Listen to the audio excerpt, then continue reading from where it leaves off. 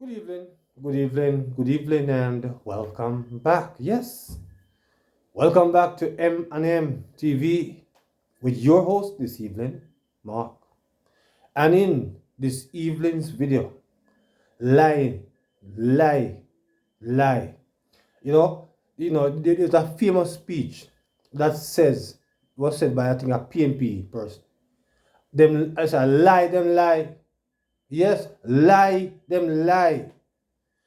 And my viewers and subscribers, in this video, I am going to be branded. Yes. I am going to be branded as a JLP. And I don't mind. That's fine. But in this video, I am going to be branded because I am calling Dayton Campbell our liar. Yes. I am calling Dayton Campbell a wicked liar. Yes. Vicious liar. I hear Karen Cross speak about Dayton Campbell. And I was taking that with a pinch of salt. But my viewers, after you hear this conversation that Emily she's had with this liar, then you will come to the same conclusion. Doesn't matter if you're a PMP or, well, if you're a PMP, if it's a die-hearted PMP, you are not going to really see it. You're going to come and style me, but that's fine. I can take it. Right? But if he's a liar, he's a liar. My viewers and subscribers is a bit lengthy, but believe me, this video you don't want to miss. Yes? You don't want to miss a hinge at this. Because you're going to hear Dayton Campbell calling, yes? Literally calling Lawrence Rowe dog. Mr. Dog. You never call him, you never use the exact term, but we know what it means. But you have to listen because it's further down in the conversation. You're going to hear that. Yes? But it's going to be a very interesting interview because Emily cornered him and he couldn't come out. Because the man is a habitual liar. Yes? He's a liar. Yes? And I would be afraid of him. Because every liar is a thief. And every thief is a liar. Right? Because when the thief and the liar was on the cross, I think it was a thief that asked for forgiveness. But the liar never decides. The liar said, come down and save you and us. Yes? This Dayton Campbell is a dangerous man. Dangerous man. Vicious man. Yes? Him very terrible. And you're going to hear why I'm terrible. Yes? So, him broke his silence. Yes? He broke his silence. But he better is still silent. Because I know you know some wicked. And I don't see. Oh God, man. Then in my viewers and subscribers, they say Mr. Rowe disrupt the place. But yet still, my viewers and subscribers, you listen for yourself because this is just I can't. It's just amazing, amazing. But you're gonna hear it for yourself, and you'll come to your own conclusion as well as I have. This man is a liar, and the opposition leader is also a wicked person. Yes, I said that too. Because Emily is going to play some clipping from the opposition leader towards the end of this reasoning. So you don't want to miss this video, my viewers and subscribers, because it's going to be a bombshell video, believe me. It's going to be a hit because it shows you now that these people, Mark Golding and Dayton Campbell, really and truly are dangerous people. Because when you hear how the man, oh God, man. I mean, I don't know. Well, I tell you, rough. But my viewers, I think I talk too much. So I'm not going to hear it for myself. So let's get to it now. Communication in writing on WhatsApp, email, or letters to Mr. Rowe between him and you? There are WhatsApp conversations. Okay. And did Mr. Rowe propose an appointment to a housing agency? No, not in a WhatsApp conversation. So in having the discussion, right? As I said, Lawrence is somebody that does have ability.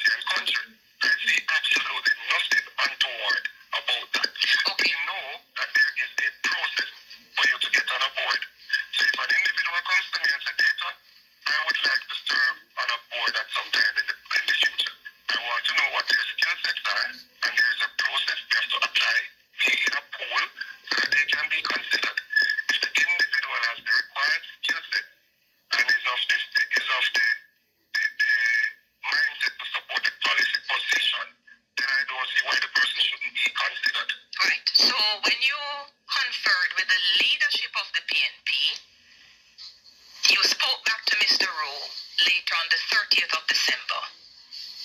And did you tell Lawrence Rowe that the president agreed one of the 13 Senate appointments?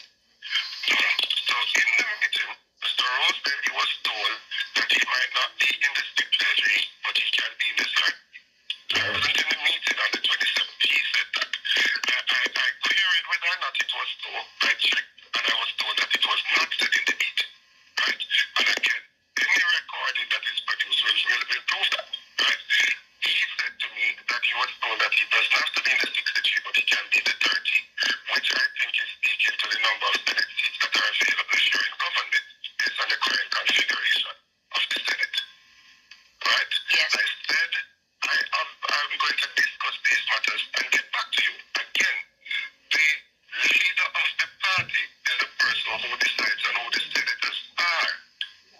We have seen where the leaders of both political parties have appointed senators.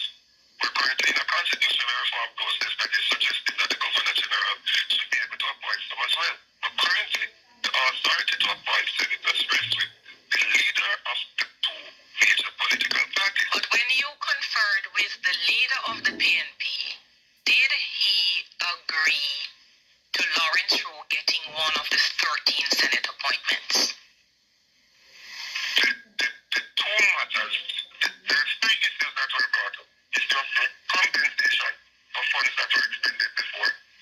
Issue of possibility of a board appointment and the issue of possibility of dealing the 13 as he had placed it. All right, I tell you told him I what. would go and discuss it and get back to it. When I discussed it, I told him categorically there was no possibility of any funding to be given to him. That was a no, and that the other two things would be considered. Please rejoin me after the news so we can conclude afternoon. If you're just joining, welcome back. If you were here before, this is X and Y of a different sort because I'm still X and I do have a Y chromosome here with me. He rejoins me, Dr. Dayton Campbell. Back with you, Dr. Campbell. Hi. Hi, thank you. General Secretary of the People's National Party. So we were going through the issues as they have been put out and allowing you to put forward the position of the People's National Party in the lead up to the removal of Lawrence Rowe as your candidate for Central Kingston. So we're back at the 30th of December, which is where we ended. And you told me before the break that you discussed Lawrence Rowe's counter proposals with the leadership of the party, and the leader agreed that two of what Lawrence Rowe counter proposed were possibilities, but the other one in... Now remember you said to me, and you gave me a long history and understanding of Senate appointments and who can take those appointments. So only a Prime Minister or leader of the opposition can nominate somebody who they recommend somebody to the Governor General for appointment. But the PNP is not a dictatorship. There's a leadership of the party, and matters are discussed and we come to a consensus. So this is why I wanted you to be specific, you know. When you said to me leadership, I needed a name and a face of the individual or individuals you were thinking to. The leadership. I discuss with matters and members of the leadership of the party. So who is it who said to you on the 30th of December that the Senate appointment, which you say Mr. Rowe requested, who told you that it was a possibility such that you communicated it with Lawrence Rowe? Members of the leadership of the party. Okay. So never mind the lecture you gave me on who does the recommendation for the Senate. You're now saying it's the leadership of the party, unnamed individuals who communicated that approval to you. I've always said that, and I'm making the point again. The People's National Party is not a dictatorship. Though the decision lies with the leader of the party, he seeks to have consultation and comes to a consensus so we can move forward. Right. The reason why we've been able to unite this party is because we have allowed space for different views to contend, for different persons to express their interest and to accommodate them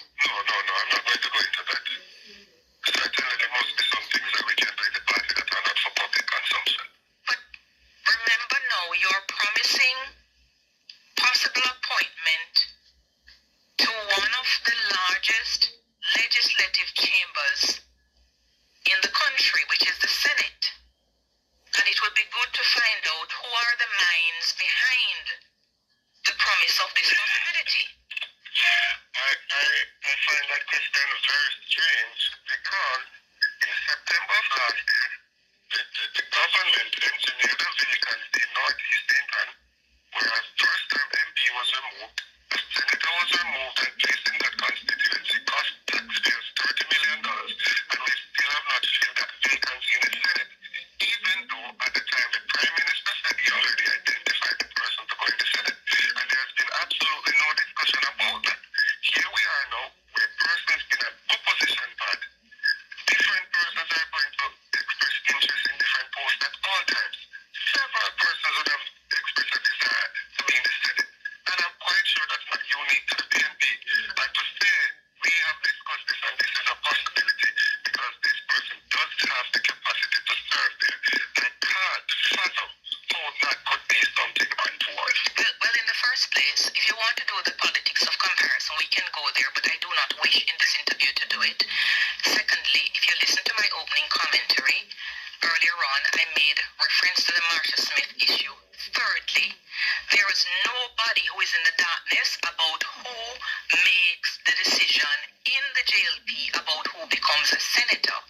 But what you're doing in this instance is completely masking who these individuals are in the leadership of the PNP who is making this promise to somebody you're removing from Central Kingston. But let me go back to the central issue. No, I'm saying the PNP is not the JLP.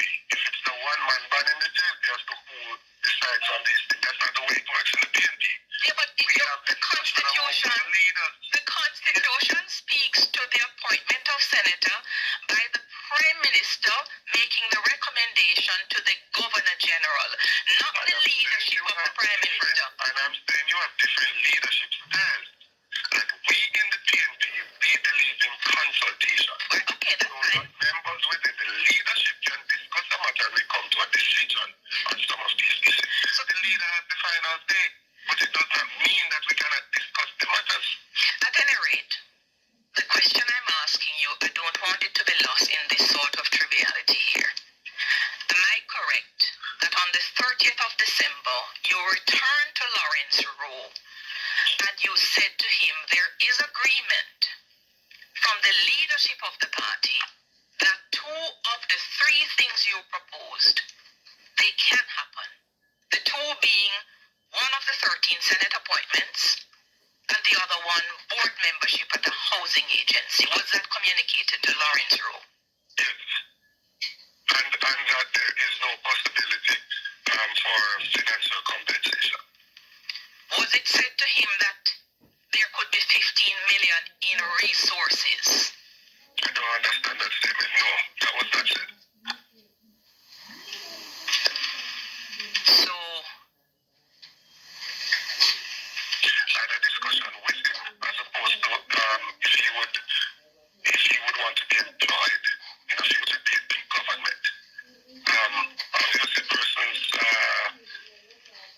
there are employment opportunities in the country, and once the person is competent, they can be employed in different capacities.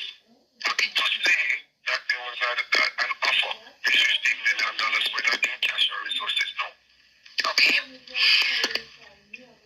Was there another meeting on the 4th of January 2025 with Mr. Rowe again?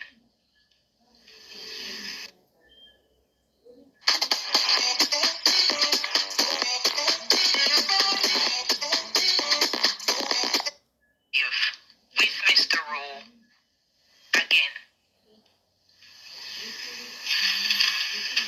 Yes, there was a meeting in early January.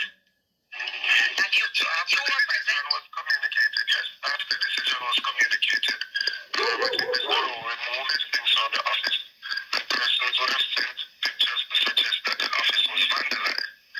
The windows were removed, and there was an area that appeared as if a door was removed. I sent them to him, and he said he took out his stuff from the office, and that there was no door at that point, that a door was removed. He then asked for a meeting with the leader of the party, and the leader asked a few of us to accompany him to the meeting. So the windows and so forth, those were put in by Mr. Rowe with his own money? He said he changed what was there and he put in some new windows, yes. That's what he said. And do you know about when he removed them? It would have been between the 30th of December and the 4th of January. Right. So the meeting with him on the 4th of January, you said you were present. Mr. Bunting was present? Yes. And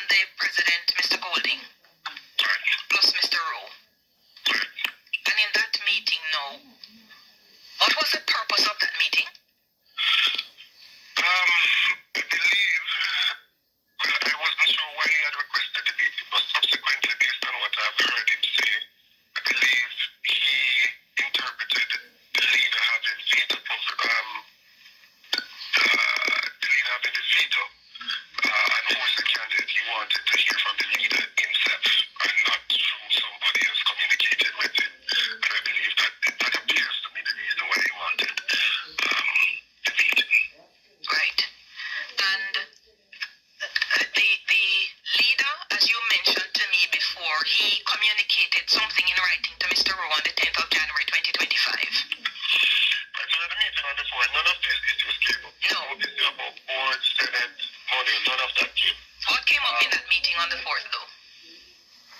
As to he wanted to know what occasion his removal. The leader expressed some views to him and said to him that he was going to make some additional checks to see sounding to see whether or not what the decision that was reached is the appropriate decision. He made some checks and then he communicated back to him on the 10th. Right. Before you get to the 10th, in that 4th of January meeting, all this communication you had with Mr. Rowe on the 30th about the Senate appointment, the board membership of the housing agency, none of those things came up in that 4th of January meeting? No, This meeting was recorded? I didn't record that meeting, no. Okay. So on the 10th of January now, we're told by Mr. Golding in that letter that he personally did some further soundings of influential comrades in central Kingston after the 4th of January 2025. You know what influential comrades or who those influential comrades are in central Kingston? Some of them are known, and I believe it is Mr. Rowe who supplied him with the names of some of them. You mean the same 6 that you met with on the 24th of December? It wouldn't be the same persons. It wouldn't be the same persons. But any persons in this leadership, the divisional leaders and others, but he would have supplied the names and numbers to the leader of the party. But did you get any understanding from the leader of the PNP why he thought it necessary after the National Campaign Committee communicated to Rowe on the 27th that he's no more the candidate and he'd withdrawn from the shadow cabinet on the 28th of December? Why is it that the president was still doing soundings to check whether the decision of the party was an accurate one after the 4th of January? Why was that happening? It's a significant decision that was coming at a late stage. They knew there was a possibility that changing a candidate at this stage could be disruptive. Also, you have to bear in mind that the candidate would have been in place for a prolonged period of time. So I think fairness dictated that they wanted to be sure that it is true that the issues and the concerns that you've heard, that they are expressed by persons within the constituency, and that it was the right decision. And I think it is on that basis. And the leader says in the letter the responses he received from all but one of those influential people, the responses were not favorable to Rowe and reaffirmed his assessment that Rowe is not able to unite the party machinery. Right. So in politics, there's a saying in Jamaica that in front of you, it is whatever, and then it's Mr. This, and then behind you, it is just that. So you're not going to be able to get everybody to be honest when you are there.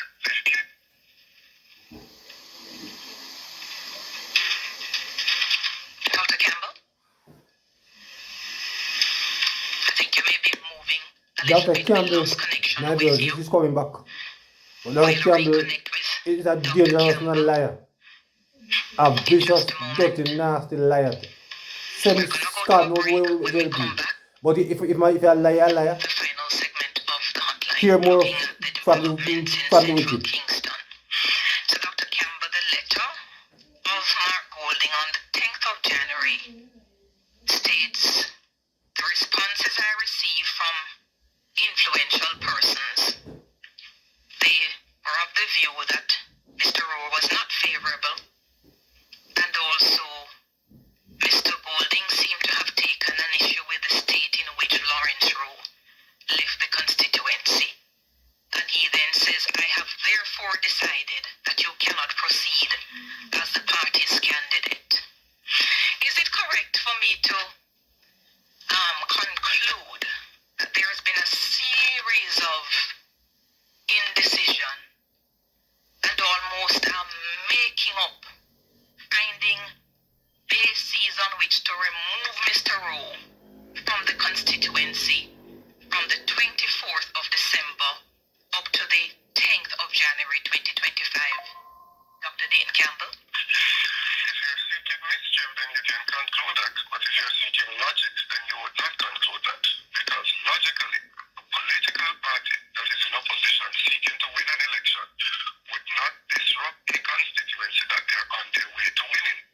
The assessment is made to see whether or not the constituency can go on. If it cannot go on, the party, in its wisdom, has decided that the leader of the party has a veto power over who's the candidate. That process was observed fully in the PNP, and it came to a final decision that Lawrence Rowe was no longer the candidate and we needed to seek a replacement. When did the replacement come in the picture, Steve McGregor? Unlike I'm hearing a veteran politician like Carl Samuda saying he heard on the radio that he's been replaced. We went through a very detailed process. Open, transparent process, communicating with the candidate at all times. When did Steve McGregor come in the picture for the PNP? Steve McGregor came into the picture after the decision was communicated to Lawrence that he was going to be removed. After? Steve McGregor. Did you say after? When you say in the picture, maybe I'm not. When did the PNP begin to consider Steve McGregor as a candidate for Central Kingston? Well, his name came up about 2 years ago. In this recent reiteration of everything, when did the PNP seriously consider Steve McGregor for Central After the Kingston? removal. After the removal. Which is on the 27th of December or on the 10th of January 2025? No. Which one? After he was told that he was removed in December. So before you removed Lawrence Rowe, did you do any poll in the constituency after the 27th of December to see the political strength of Steve McGregor in Central Kingston? Those are totally the prerogative of the General Secretary of the party. Which is why I'm asking him. I'm not going to disclose that information at all. Because you haven't done it. You did not have the time to do it. No. You discard a man who was giving you more than 50% to put in somebody about whom you didn't know. No. You, again, if mischief is what you seek, you will go to a certain conclusion. No, you know me better than that, Dr. Campbell. You can't use mischief and my name in the same sentence. You should withdraw that. You really should. If logic is what you speak to, you would not come to that conclusion. You're given two options, right? If you speak logic, you don't come to that conclusion. An assessment is made by a political party whether or not they're in a position to win a seat. You look at where the party is compared to the other party. You look at where the candidate is in comparison to the other candidate. You look at the other things that are required of a candidate in a campaign. But how can you not look at the candidate that you're replacing the candidate with? We went through that process. I don't believe that I have an obligation to come in the public space and to say why it is that we've decided to use our internal process to select this person. What the public should be concerned about is whether or not the person that we have selected is somebody that is reputable and somebody that is worthy of holding office in the country. So I'm willing to have that discussion. Steve McGregor has chosen a candidate to represent the constituency, and I believe overwhelmingly will agree that yes, he is. Can I just ask you whether... But I'm not going to question the authority of the leader of the party. Which is where I want to go. To select the candidate. Which instrument is it that gives the leader of the party the ultimate authority to decide on the candidate? Is it your constitution? What exactly is it? It was agreed at the annual conference, which is the highest decision-making body within the party. And you're telling me that the annual conference has not so circumscribed the discretion of the leader so that the leader is to think that you do not make a decision like this close to an election except you have compelling data. Not only that the person that you have was not going to win, but that the person you're seeking to replace him with has more than a great possibility of doing much better than the person. We have done all of that. You have not, Dr. Campbell. No, I'm not giving you the details. You could not have done it between the 27th of December and the 10th of January, Dr. Campbell. Why couldn't I? Did you? No, look, I am not going to disclose the specifics of what we do that is inappropriate for me to do so on here. I am saying to you that we went through a process. We are not in the business of removing a candidate from a constituency that is on their way to winning the constituency. That does not make logical sense to the people who are listening. The thing that is illogical is that you remove the man in the dark. What? Why would we take out a candidate out of a seat who's on their way to win it? Anyway. When we're at 14 seats and we need to win 18 more to form government. The point is, it is not logical to do so. Dr. Dayton. Those who are seeking, no, just let me complete this. Those who are seeking to create an issue will jump to that conclusion. And I want to just make one comment. The persons in media and civil society who have had to criticize the government because of corrupt practices and have been accused of being PNP should not think that they need to fabricate some corruption in the PNP in order to justify that they are not PNP. Are you done? Yes, let me get back to the specifics. What shenanigans is it that the party leader spoke to when he was installing Steve McGregor? Let me play the exact clip from him where he spoke about all the shenanigans that used to go on. It can't go on again, or it don't know. Let's just play that, please. And you know, I think it will be a new day for Central Kingston. God, the little shenanigans and things were going on before. That cut out now. What shenanigans? Again, I don't know why I would be out here disclosing these things. It is not for the benefit of the party. I have a responsibility to protect the interest of the party. I don't know why. I was someone who thinks it's appropriate that I'll be out here discussing these things. But can I just ask you, don't you think it is highly inappropriate for the leader of the party to insinuate that a long-standing comrade who's been removed as candidate for a constituency, with his removal and the installation of a new candidate, then shenanigans cut out? You don't think that's inappropriate? No, I don't think what he said is inappropriate based on what I know that he was referring to. But the problem is you continue to operate as if the PNP is a private men's club. So you say some things. We have a female chairman. I'm not operating that way at all. Yeah, but if you are making these comments that are so colored, and when we ask you to explain why is it that you make them, your response to me is the comment is not inappropriate because of what you know. What do you know about Lawrence Rowe such that the president spoke about shenanigans that have now been cut out since he's no longer there? Mrs. Shields, it is the prerogative of a political party to determine its candidates. That's not the issue. I think that's a fundamental thing. Whatever issues that are there, there is no reason. No matter what is said about me, by Lawrence or anybody else, I am not going to come out and be unkind to them because they were unkind to me. That's not the question. I was asking you about the shenanigans. I am not going to speak to anything publicly that does not need to be in the public domain. All right, hold on a second. This part now, let's just hear this part, this last bit. A real man is here to serve the people. What exactly is that about, Dr. Campbell? Steve McGregor is there to serve the people.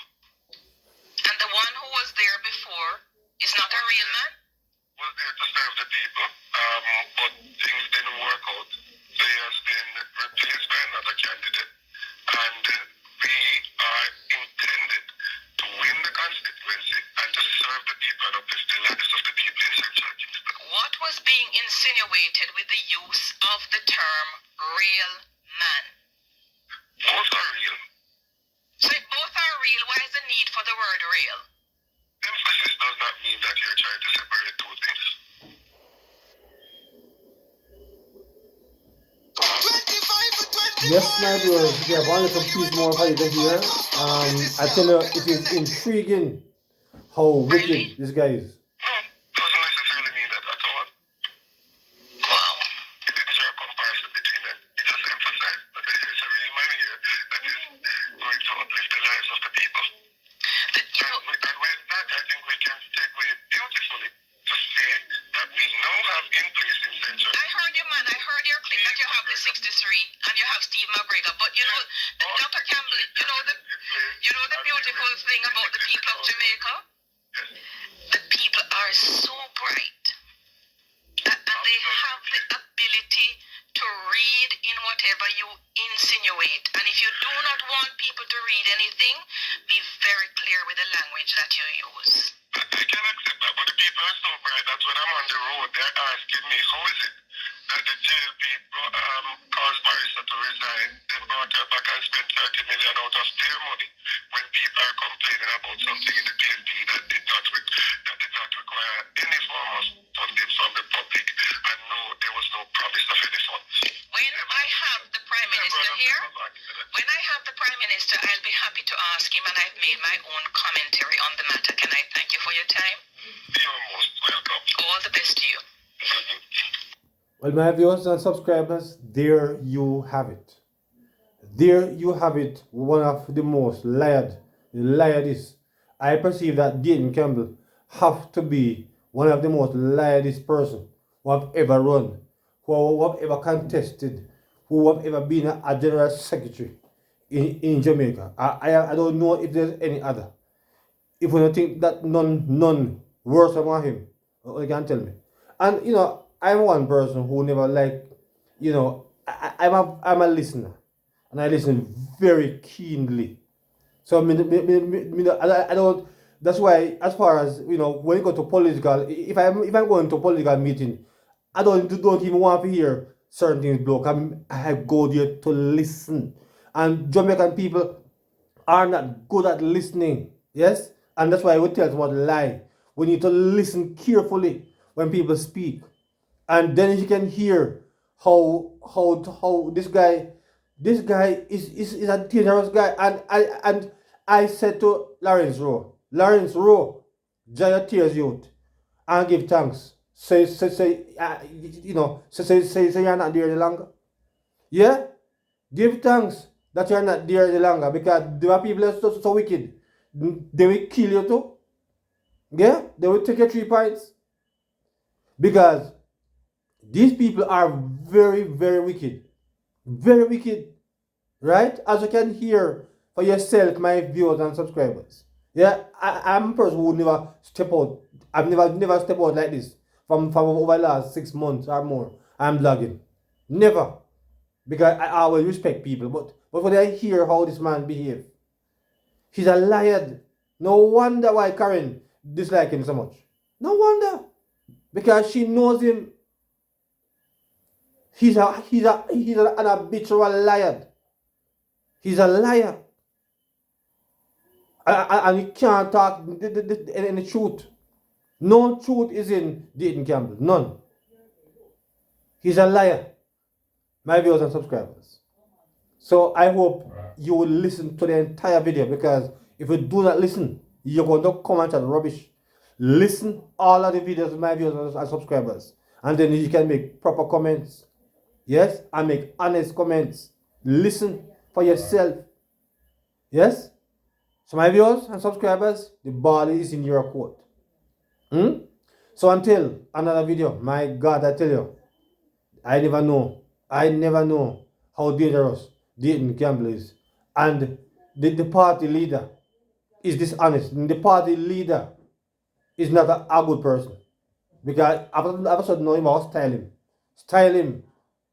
He's going to style him, call him real man. So when you have in there all along, if he wasn't a real man,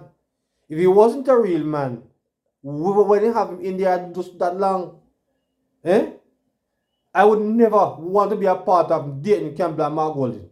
These people are vicious, and I hope the people of Jamaica is seeing them for who they are.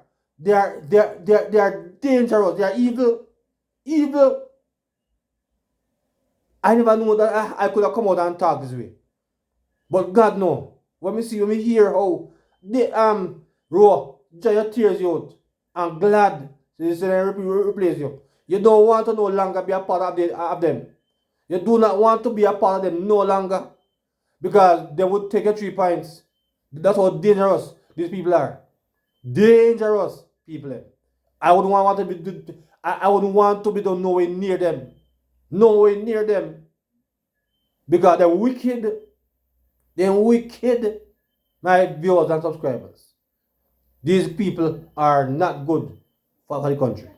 Not good. This have to be the worst of the PNP.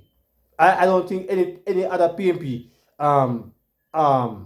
any other PNP have ever been like this. As bad as thing, you have never hear anything like this under PJ. Never hear anything like this under Portia.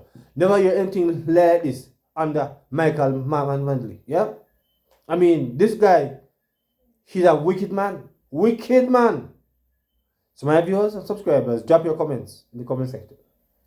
So remember to like, share, subscribe to the channel. So until the next video, good evening.